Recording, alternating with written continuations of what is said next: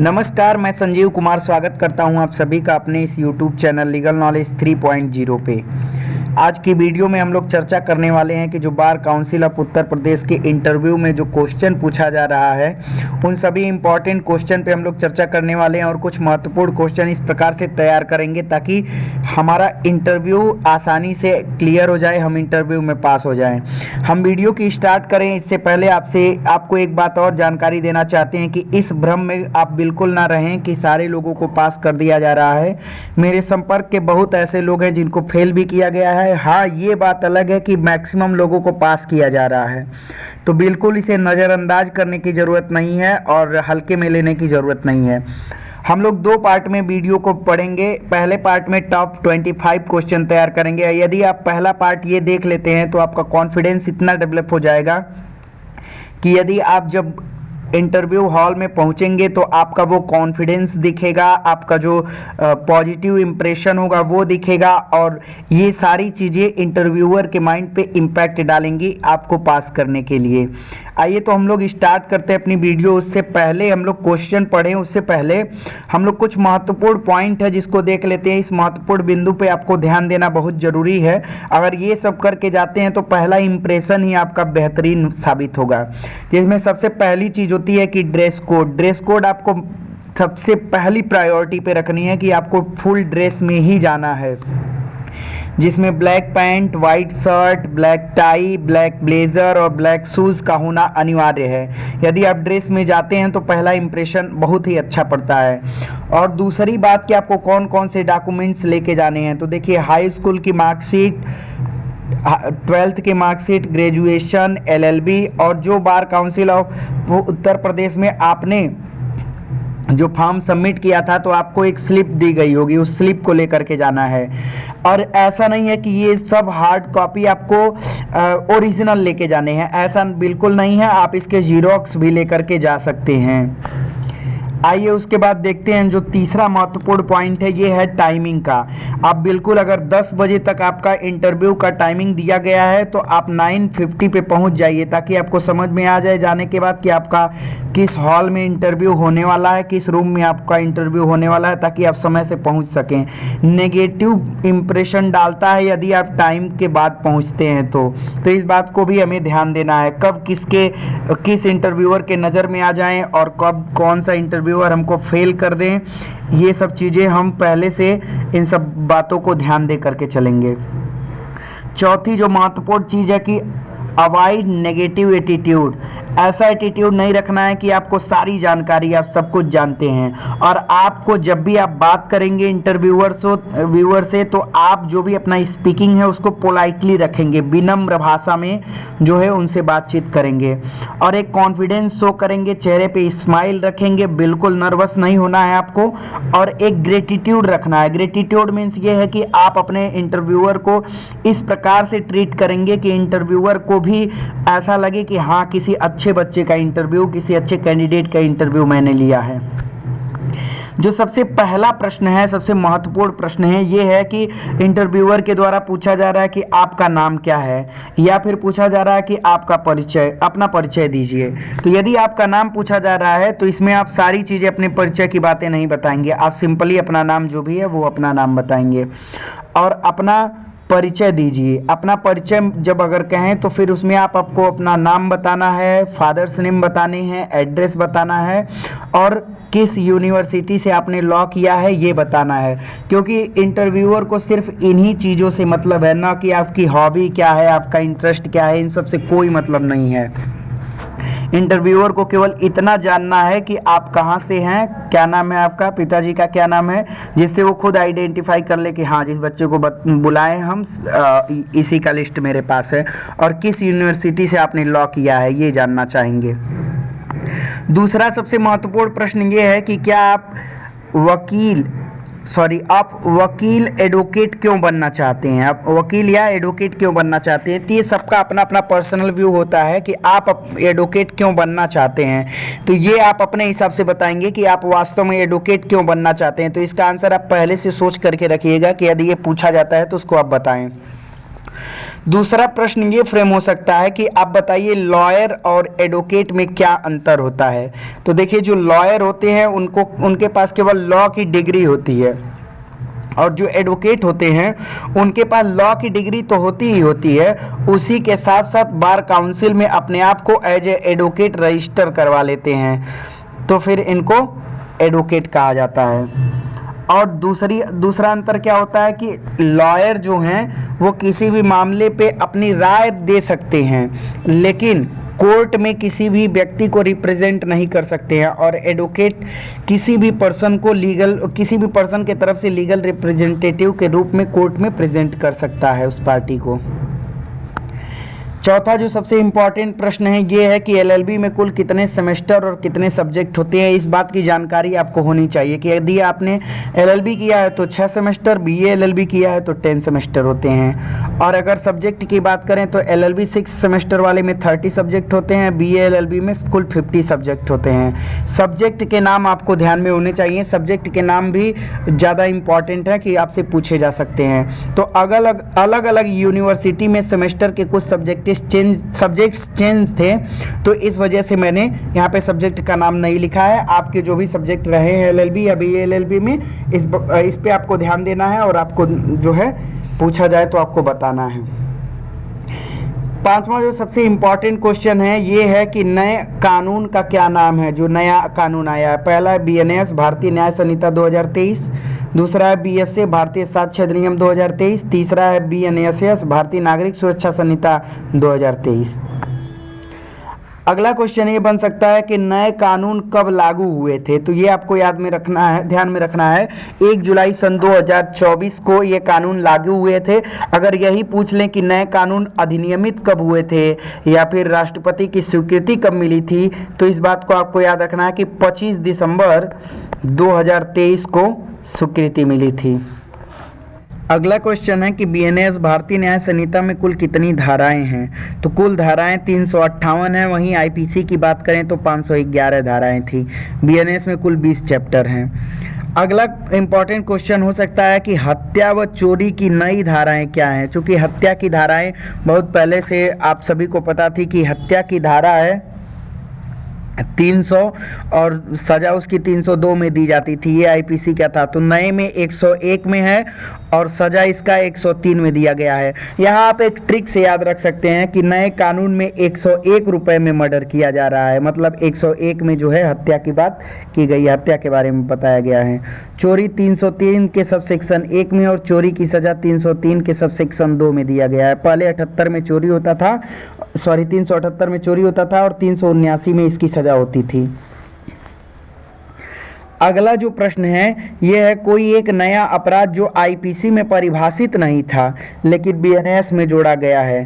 तो एक अपराध आप इसको याद रख सकते हैं कि झपटमारी छिनैती, और इसका सेक्शन है 304 बीएनएस। अगला इंपॉर्टेंट क्वेश्चन है कि भारतीय संविदा अधिनियम इंडियन कॉन्ट्रैक्ट एक्ट 1872 कब लागू हुआ था। तो 1 सितंबर 1872 को लागू हुआ था और ये अधिनियमित हुआ था 25 अप्रैल सन 1872 में। अगला जो इम्पॉर्टेंट क्वेश्चन है कि संविदा क्या होता है, कॉन्ट्रैक्ट क्या होता है। तो इसमें आपको ये फॉर्मूला याद रखना है, जब भी पूछा जाए तो आप ऐसे बताइए कि कोई भी ऐसा एग्रीमेंट जो इन्फोर्सेबल हो, या ऐसा सभी एग्रीमेंट जो क्या होते हैं, कॉन्ट्रैक्ट होते हैं। अगला इंपॉर्टेंट क्वेश्चन ये हो सकता है कि वॉइड एग्रीमेंट और वॉइडेबल कॉन्ट्रैक्ट क्या होता है। तो देखिए वॉइड एग्रीमेंट क्या होता है, जो कभी भी अस्तित्व में नहीं होता है। जैसे कि किसी ऐसे पर्सन से आप एग्रीमेंट कर रहे हैं जो एग्रीमेंट या कॉन्ट्रैक्ट करने के लिए कैपेबल ही नहीं है, जैसे विकृत मनुष्य या फिर कोई माइनर है, उससे यदि आप कॉन्ट्रैक्ट करना चाहते हैं तो वो कभी कॉन्ट्रैक्ट अस्तित्व में आ ही नहीं सकता, मतलब वो कॉन्ट्रैक्ट हो ही नहीं सकता है। उसे शून्य एग्रीमेंट या वॉइड एग्रीमेंट कहते हैं। इसको बहुत लोग शून्य संविदा भी कहते हैं। शून्य संविदा हो ही नहीं सकता। जब एग्रीमेंट ऐसा होना चाहिए जो इन्फोर्सेबल बाय लॉ हो, तो फिर वो संविदा होगा। तो जब यहाँ शून्य है तो ये इन्फोर्सेबल है ही नहीं, तो ये संविदा होने की चांस ही नहीं है यहाँ पे। तो हम ये नहीं कह सकते हैं कि शून्य संविदा होता है, नहीं, शून्य एग्रीमेंट होता है, शून्य करार होता है। और वॉइडेबल कॉन्ट्रैक्ट क्या होता है कि ये शुरू में तो अस्तित्व में होता है परंतु बाद में इसको शून्य भी कराया जा सकता है। जैसे किसी पिता के न चाहते हुए भी उनका बेटा यदि संपत्ति को बेचता है और पिता उस समय कोई भी विरोध नहीं करते हैं उस बात का, लेकिन बाद में पिता चाहें तो उस बात को, उस कॉन्ट्रैक्ट को रोक सकते हैं, शून्य करा सकते हैं। तो इस प्रकार से ये वो अवॉइडेबल कॉन्ट्रैक्ट हो सकता है। अब इसके बाद अगला इंपॉर्टेंट क्वेश्चन है कि लॉ ऑफ टॉर्ट में कितने सेक्शन होते हैं। देखिए ये ऐसे तो एक रीजनिंग टाइप क्वेश्चन है, ये आपसे पूछा जा सकता है आपकी रीजनिंग चेक करने के लिए। तो आपको हमेशा याद रखना है कि लॉ ऑफ टॉर्ट में कोई भी धारा नहीं होती है, कि एक भी धाराएं नहीं होती, ये अनकोडिफाइड लॉ होता है, इसमें सेक्शंस नहीं होते हैं। तो फिर इसका स्रोत क्या होता है? इसका मुख्य स्रोत होता है न्याय निर्णय या जजमेंट। जो पहले के जजमेंट दिए गए हैं उसी जजमेंट के आधार पे आगे के जजमेंट भी निर्धारित किए जाते हैं। अगला इंपॉर्टेंट क्वेश्चन है कि भारतीय संविधान कब लागू हुआ था। तो देखिए 26 जनवरी 1950 को लागू हुआ था। इसके साथ आपको एक डेट और याद रखनी है कि 26 नवंबर 1949 को जो है भारतीय संविधान बन करके तैयार हो गया था और ठीक 2 महीने बाद जाकर के 26 जनवरी 1950 को लागू हो गया था। अगला इंपॉर्टेंट क्वेश्चन ये हो सकता है भारतीय संविधान में कुल कितने मूल अधिकार दिए गए हैं। तो आपको याद रखना है कि कुल 6 मूल अधिकार दिए गए हैं। समता का अधिकार, स्वतंत्रता का अधिकार, शोषण के विरुद्ध अधिकार, धार्मिक स्वतंत्रता का अधिकार, शिक्षा एवं संस्कृति का अधिकार, संवैधानिक उपचारों का अधिकार। अगला प्रश्न आपसे पूछा जा सकता है क्या संपत्ति का अधिकार मूल अधिकार है। तो आपको याद रखना है कि पहले संपत्ति के अधिकार को मूल अधिकार बताया गया था, लेकिन बाद में उसको 44वें संविधान संशोधन 1978 द्वारा उसे मूल अधिकार से हटा करके संपत्ति के अधिकार को कानूनी अधिकार बना दिया गया है। अगला क्वेश्चन है क्वेश्चन नंबर 17वां, हिंदू विधि में विवाह करने के लिए उम्र कितनी होनी चाहिए। तो आपको याद रखना है, कई लोगों को ये कंफ्यूजन होता है कि लड़का और लड़की दोनों की उम्र 18 वर्ष होनी चाहिए, लेकिन यहाँ लड़के की उम्र की बात 21 वर्ष की गई है और लड़की के लिए 18 वर्ष की गई है। अगला क्वेश्चन है हिंदू विवाह में विवाह विच्छेद का प्रावधान किस धारा में दिया गया है। तो धारा 13 में विवाह विच्छेद का प्रावधान किया गया है और 13वीं में स्वतंत्र सहमति से विवाह विच्छेद म्यूचुअल कंसेंट के द्वारा विवाह विच्छेद की बात किया गया है। अगला क्वेश्चन है कि एफआईआर क्या होता है। देखिए एफआईआर का फुल फॉर्म होता है फर्स्ट इन्फॉर्मेशन रिपोर्ट, जिसे हिंदी में प्रथम सूचना रिपोर्ट कहते हैं। एफआईआर क्या होता है? किसी संज्ञेय अपराध की जानकारी जब पहली बार पुलिस या पुलिस अधीक्षक को दी जाती है तो उसे एफआईआर कहते हैं, फर्स्ट इन्फॉर्मेशन रिपोर्ट। और वो सूचना जो है पुलिस दर्ज कर लेती है तो उसे जो है एफआईआर कहते हैं, फर्स्ट इन्फॉर्मेशन रिपोर्ट। अगला क्वेश्चन है कि पुलिस एफआईआर दर्ज न करे तो आपके पास क्या उपाय हैं। ये क्वेश्चन आपसे पूछा जा सकता है कि आप एक अधिवक्ता बन गए, आप एक एडवोकेट बन गए और आपके पास कोई क्लाइंट आपका आया और वो कहता है कि थाने पे उसका एफआईआर दर्ज नहीं हो रहा है, तो आपके पास क्या उपाय होंगे, आप उसको क्या कहेंगे। तो देखिए सबसे पहले तो पुलिस या पुलिस स्टेशन पे एफआईआर दर्ज नहीं होता है तो हमारे पास अगला उपाय होता है कि हम सीनियर सुपरिटेंडेंट ऑफ पुलिस को यानी उस जिले के एसएसपी को एप्लीकेशन के माध्यम से एफआईआर उस प्रथम सूचना के बारे में जो है रिपोर्ट दर्ज करवाने के लिए एक एप्लीकेशन दें। अगर यहाँ से भी कार्यवाही नहीं होती है तो मजिस्ट्रेट के द्वारा कंप्लेंट के माध्यम से मजिस्ट्रेट को कंप्लेंट के माध्यम से एफआईआर हम दर्ज करवा सकते हैं। तो यहाँ एफआईआर दर्ज कर भी सकते हैं मजिस्ट्रेट या फिर दर्ज न करके दर्ज करने का आदेश भी दे सकते हैं अपने उस जो भी पुलिस स्टेशन होगा वहाँ पे। इसके बाद आपके पास एक और उपचार होते हैं कि आप एफआईआर करा दें, ऑनलाइन एफआईआर करा दें। अगला क्वेश्चन है कि एनसीआर क्या होता है। आप बहुत बार सुने होंगे कि एफआईआर और एनसीआर, तो एफआईआर हम आपको बता दिए और एनसीआर क्या होता है? Non cognizable report. मतलब कोई भी ऐसा असंज्ञेय मामला है, असंज्ञेय मामले की जो है सूचना पुलिस को जब दी जाती है तो पुलिस के पास अपनी एक पुलिस डायरी होती है, उस डायरी में उस सूचना को नोट करता है, नोट करने के बाद मजिस्ट्रेट के पास उस पीड़ित को भेज देता है। अगर मजिस्ट्रेट मजिस्ट्रेट सुनने के बाद देखता है कि मामला जेन्युइन है और ऐसा हो सकता है कि हाँ इसके साथ गलत हुआ हो, तो फिर मजिस्ट्रेट पुलिस को आदेश दे सकता है कि आप इनका एनसीआर दर्ज करके आगे का इन्वेस्टिगेशन आप चालू करें। अगला क्वेश्चन आपसे ये बन सकता है कि एफआईआर तथा एनसीआर में मुख्य क्या अंतर होते हैं। तो मुख्य अंतर यही होता है कि पुलिस एफआईआर दर्ज करने के बाद इन्वेस्टिगेशन चालू कर देती है, लेकिन जबकि एनसीआर मजिस्ट्रेट के आदेश पर दर्ज होता है। उसके बाद पुलिस अन्वेषण चालू करती है। देखिए यहाँ पे छूट गया है, उसके बाद जल्दी में लिखने में, उसके बाद पुलिस अन्वेषण चालू करती है।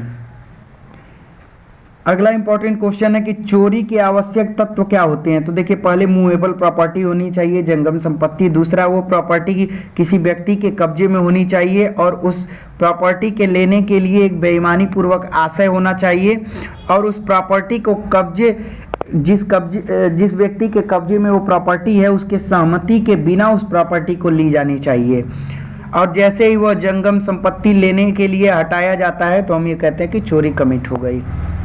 अगला इंपॉर्टेंट क्वेश्चन है, सिविल प्रक्रिया संहिता कब लागू हुआ था। तो 1 जनवरी सन 1909 को लागू हुआ था और ये अधिनियमित हुआ था 21 मार्च 1908 को। अगला इंपॉर्टेंट क्वेश्चन है कि सीपीसी में कुल कितनी धाराएं और ऑर्डर हैं।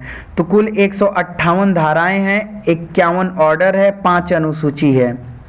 इस पीडीएफ का लिंक अगर आपको चाहिए तो इस वीडियो के डिस्क्रिप्शन में आपको मिल जाएगा टेलीग्राम का लिंक, वहां से आप चैनल ज्वाइन करके आप इस पीडीएफ को प्राप्त कर सकते हैं। इसी के साथ साथ जो भी इंटरव्यू का लिस्ट है वो भी आपको मिल जाएगा, रिजल्ट आएगा तो रिजल्ट का भी लिस्ट मिल जाएगा आपको, और उसी के साथ साथ कोई अन्य इन्फॉर्मेशन होगी इसके रिगार्डिंग तो वो भी आपको उसमें मिल जाएंगे। बाकी जितने भी मेरे वीडियो बनते हैं, वीडियो के सारे पीडीएफ अब आपको उस टेलीग्राम चैनल पे मिल जाएंगे, तो आप डिस्क्रिप्शन में जा करके उस चैनल को ज्वाइन करके आप जो है इस पीडीएफ को भी प्राप्त कर सकते हैं। पीडीएफ के माध्यम से आप उसको रिवाइज कर सकते हैं। इसी तरह और भी वीडियो देखने के लिए हमारे साथ बने रहिए और हमारे चैनल को सब्सक्राइब कीजिए, बेल आइकॉन को भी दबाइए ताकि हमारे द्वारा बनाए गए वीडियो आपके पास सबसे पहले पहुंच सकें। Thanks for watching my video.